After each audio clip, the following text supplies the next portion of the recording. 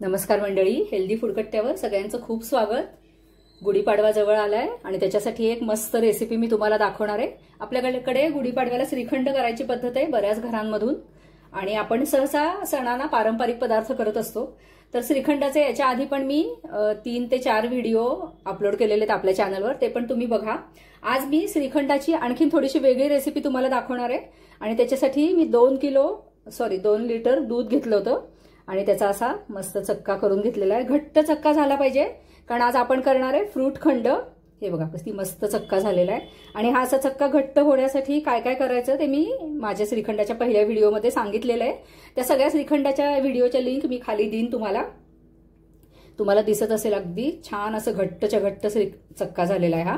आता हा चक्का किती आहे ते आपण आधी मोजूया आणि मग त्याच्यानंतर याच्यामध्ये साखर घालायची आपल्याला आणि ती साखर आपण पिठी साखर करून घ्यायची, म्हणजे मग ह्याच्यामध्ये पटकन मिक्स होते ती। तर आता हा चक्का किती आहे मी मोजून घेते। तर हा 350 ग्रॅम चक्का याच्यातनं निघालाय 2 लिटर दुधामधून। दुधाच्या क्वालिटीवर अवलंबून असतं पण साधारण 400 ग्रॅम वगैरे एवढाच निघतो। तर आता 350 ग्रॅम चक्का आहे तर मी 350 ग्रॅम साखर मोजून घेणार आहे। ही 350 ग्रॅम साखर मोजून घेतली। याची आपण आता पिठी साखर करून घेऊया, पण याच्यातलीच थोडीशी साखर मी बाजूला काढणार आहे। का ते तुम्हाला सांगते। तुम्हाला जर खूप जास्त गोड आवडत असेल तर तुम्ही ऍडिशनल साखर घेतली तरी सुद्धा चालेल, पण मी याच्यातलीच अर्धी वाटी साखर काढून घेणार आहे। आणि ही साखर मी कशासाठी बाजूला काढून ठेवली तर ही जी फळं आहे ती आपण पाकवून घेणार आहे, म्हणजे मग आपलं जे श्रीखंड आहे ते आंबट होत नाही। आता याच्यामध्ये थोडंसं पाणी घालून मी ह्याचा पाक करून घेते। त्याच्यानंतर ही फळं चिरून घेणार आहे। इथं मी द्राक्ष घेतलेली आहेत, केळं घेतलेले आहे, सफरचंद, आंबा, चिक्कू आणि टरबूज याच्यातला थोडा थोडा भाग मी घेणार आहे। एवढी सगळी फळं मी पूर्ण घेणार नाहीये। याच्या व्यतिरिक्त अननस, स्ट्रॉबेरी ही पण तुम्ही घेऊ शकता, पपई घालू शकता। जी फळं मिळतील ती आपण घेऊन फ्रूट खंड करू शकतो। चक्का खूप घट्ट झालेला आहे, त्याच्यामध्ये थोडासा मी सारखा करून घेते आधी आणि मग ह्याच्यामध्ये पिठी साखर घालून आपण हँड मिक्सीने एकसारखं करून घेणार आहे।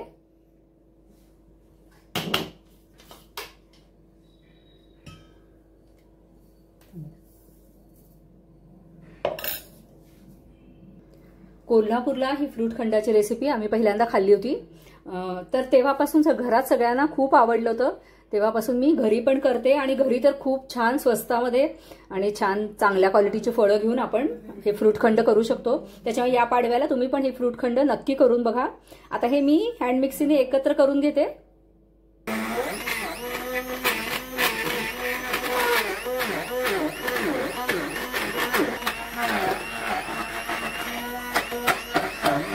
चक्का आपल्या खूप घट्ट झाल्यामुळे थोडंसं हँड मिक्सी फिरायला त्रास होतोय, पण आपल्याला चक्का असाच घट्ट पाहिजे, म्हणजे मग फ्रूट खंड म्हणजे किंवा ते फ्रूट्स घातल्यावर ते पातळ होत नाही।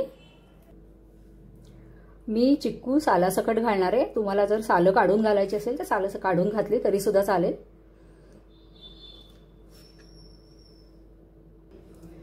फळांच्या फोडी फार मोठ्या मोठ्या नाही करायच्या, बारीक करायच्या आणि याच्यामध्ये फक्त संत्र, मोसंबी ही फळं मात्र घालू नका।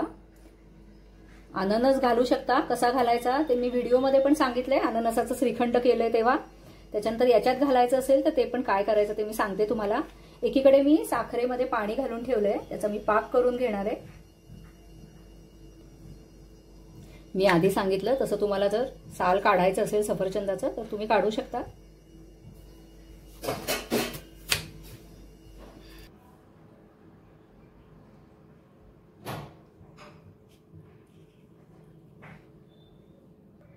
द्राक्ष मी उभी उभी चिरली आहे, तुम्हाला गोल चिरायची असेल तर चिरू शकता। त्याच्यानंतर केळं मात्र मी ऐन वेळेला चिरणार आहे कारण केळं काळं पडतं। तर आता आपण आपल्या पाकाकडे बघूया।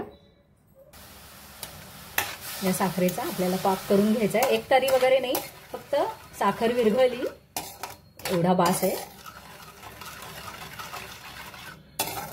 अशी जेव्हा आपण पाकवून त्याच्यामध्ये फळं घालतो तर तेव्हा ती चवीला पण खूप छान लागतात, एक प्रकारचं ग्लेज पण येतं त्या फळांवर आणि मग आपलं जे फ्रूट खंड आहे तर ते लवकर आंबट होत नाही। तरी सुद्धा मी सांगेन की आपण याच्यामध्ये फळं घातली तर साधारण 1 ते 2 दिवसामध्ये हे फ्रूट खंड संपून टाकायला पाहिजे, जरी फ्रीजमध्ये चांगलं राहत असलं तरी सुद्धा। साखर विरघळलेली आहे, पाकाला थोडासा फेस आलेला आहे। मी आता गॅस बंद करते आणि त्याच्यानंतर याचं टेम्परेचर थोडंसं कमी झालं की याच्यामध्ये आपण फळं घालूया. आता मी तुम्हाला काय सांगते, जर तुम्ही अननस वगैरे वापरणार असाल तर असा हा पाक गरम असतानाच त्याच्यामध्ये अननस घाला, म्हणजे मग तो थोडासा सॉफ्ट होतो, कारण अननस कडक असतो जरा. तर आता एक थोडंसं 2 मिनिटं ह्याचं टेम्परेचर कमी झालं की मी सगळी फळं याच्यामध्ये घालणार आहे. आणि जेव्हा हा पाक पूर्ण थंड होईल तेव्हा आपण श्रीखंडामध्ये ही फळं मिसळणार आहोत आणि असं खूप मस्त असं छान फ्लेवरचं फ्रूटखंड आपलं तयार होईल.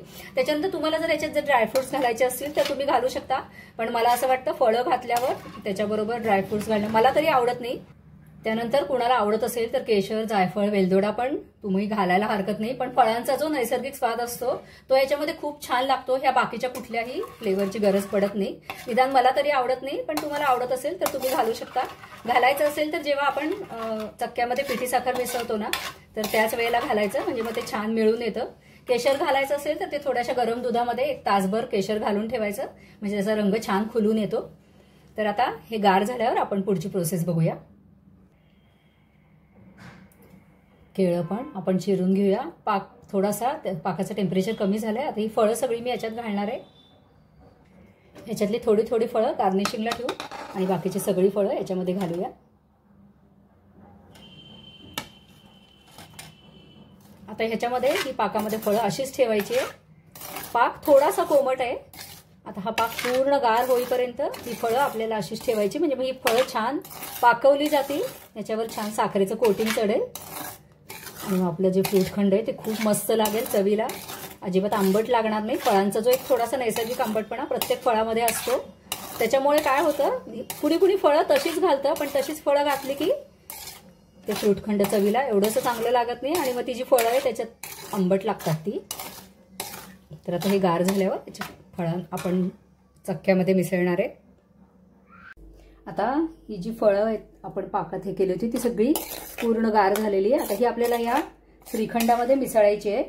त्याच्यासाठी मी म्हटलं होतं की चक्का अगदी घट्ट पाहिजे, म्हणजे मग हा जो पाक असतो ना, फळांमधला जो रस असतो तो त्याच्यामध्ये घातल्यावर आपलं जे फ्रूटखंड आहे ते पातळ होणार नाही.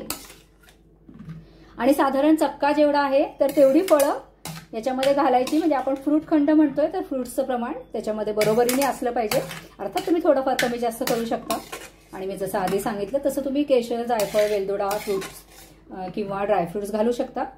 पण असं नॅचरल स्वादाचं सुद्धा फ्रूटखंड खूप खूप सुरेख लागतं.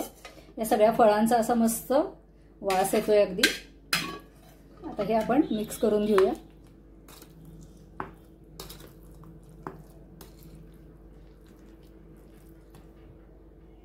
तर मंडळी, नेहमीच्या श्रीखंडापेक्षा त्यावेळेला हे असं जरा फ्रूट्सच्या चवीचं मस्त असं फ्रूटखंड तुम्ही करून बघा.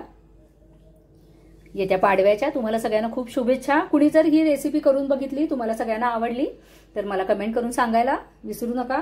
धन्यवाद.